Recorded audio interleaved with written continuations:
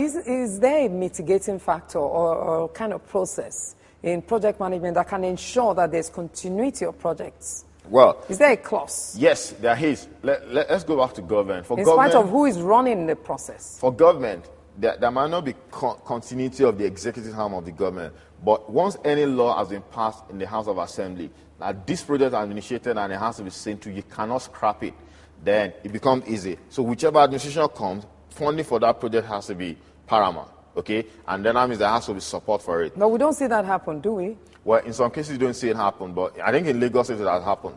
I observed. Isn't that because the same party has been in power for a while? Well, it could be, because parties normally have a manifesto and a developmental plan. So I learned that in the era of former governor Asiwaju Tinubu, there was a developmental plan for Lagos. And I noticed that a lot of inner roads were constructed and developed on the Lagos Island. Then they moved to Yaba and then to other part of the country. Do you foresee a scenario where another party takes over the states?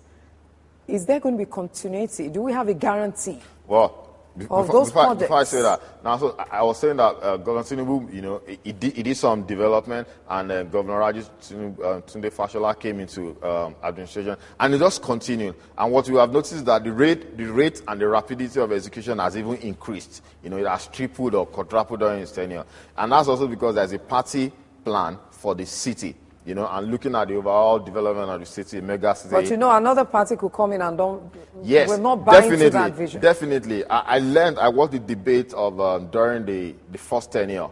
Okay, when the election that brought Governor 2011 debate that brought Governor Tunde Raji Fashola into. That was 2007. 2007, and I listened to the governor of the aspirant then, and I'm quoting now,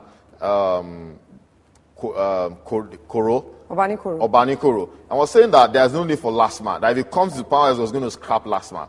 And if you're a typical road user in Lagos, you know that FRSC and all the VIO and all the other agencies that are responsible for road maintenance and traffic control, it's not just sufficient. The fear of last man now is the fear of last man is the beginning of wisdom on Lagos road and for motorists. So it makes life easier. So if Koro had come into governance, then it will scrap a lot of policies and initiative of AC, or either AC or ED then, as the case may be. There have been a lot of initiatives that will have been scrapped, and it will have just made things worse for us in Lagos. And the project would have been truncated, and the development of Lagos State as it is today will have been. All right. In round